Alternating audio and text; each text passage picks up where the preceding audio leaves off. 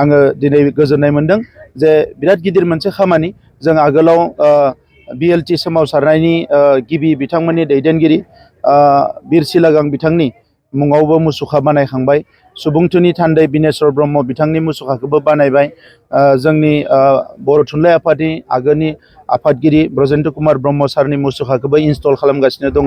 दा बेबायदि गोबां जोंनि आगोलनि बिर जोहोलावफोर जायफोर हारिनि थाखाय जुजिबाय, हारिनि थाखाय जिउ होबाय, बे गासैनिबो मुसुखाफोरखौ जों फारि फारि बानायदों।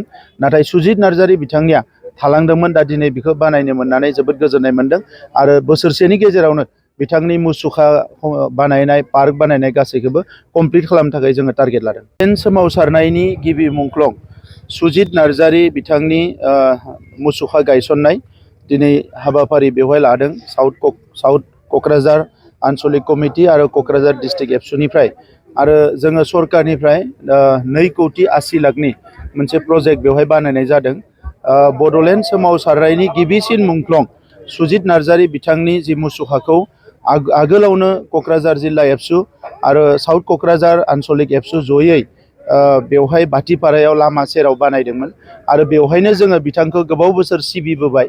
नाथाय बिथाङा जिहेथु एसेबां गिदिर मोनसे सोमावसारनायनि गिबि मुंख्लं एबा बर'फोरनि थामोनथानि राजखान्थि मोनथायनि जि सोमावसारनाय बेनि गिबिसिन मुंख्लं, बे हिसाबै बिथांखौ जिखिनि सनमान होनांगौ बेखौ जोङो सम्पुर्ण खालामनाय आगोलनि समाव हायाखैमोन आरो दिनै बे मुसुखाखौ गायसननाय जे हाबाफारि बे फुल फ्लेजेड मुसुखा जागोन बिथांनि आरो बिनि बेक साइडथिंजाय बिथांनि जि जिउ जारिमिन बेखौबो लिरनायनि थाखाय बेबस्था खालामनाय जादों आरो बेखौ जोबोद मोजाङै आरो गिदिरै बानायनो सानदों, जेराव जोंनि माहारिजों लोगोसे गुबुन माहारि एबा बड'लेण्ड सोमावसारनायनि सायाव रिसार्च खालामनो फैग्रा गुबुन मानसिफ्राबो फैनानै बे जायगायाव दर्शन खालामनो हायो, बेवहाय बिथांमोनाबो बाहागो लाफैनो हायो, नुजाफैनो हायो।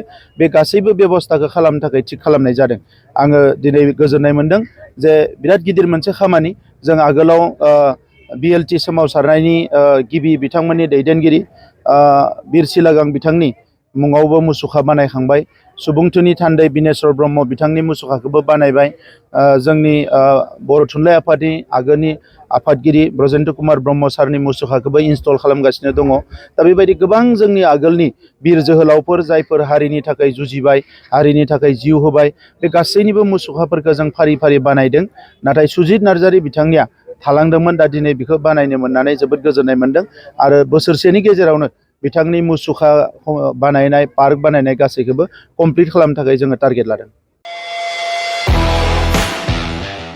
क'क्राझार सेरफांगुरि बाजार श'रुमा बैसागुनि धामाका अफार लोगोसे लन काम एक्सचेन्ज मेला होगासिनो दं।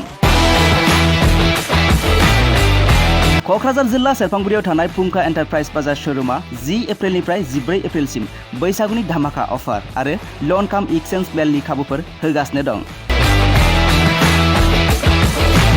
नोंथांमोना सेरफांगुरियाव थानाय फुंखा एन्टारप्राइज बाजार श'रुमाव खुंफुंजानाय बैसागु धामाका अफार एक्सचेन्ज मेलाव फैनानै नोंथांनि लुबैनाय बाजाजनि बाइकखौ लांफैनो हागोन। बाजाजनि बाइक सालायनो मोजां मोनग्रा रायजो राजाफोरनो फुंखा एन्टारप्राइज बाजार श'रुमा लोगोसे मोजां अफारफोरबो लाबोदों। बेफोरनो जाबाय 95% लन, free helmet, 10 litre petrol free, every purchase, गुबुन गुबुन मडेलनि बाइकफोरखौ नायनानै 2,000 निफ्राय 3,000 रां कास्टमार अफार होनाय जागोन। आरो 500 रां होग्रोनानैबो गोसो बायदि बाइकखौ आवग्रिना दोननो हागोन आरो गासै गारिजों लोगोसे अल भेहिकल्स एक्सचेन्ज एभेलेबलबो होनाय जागोन।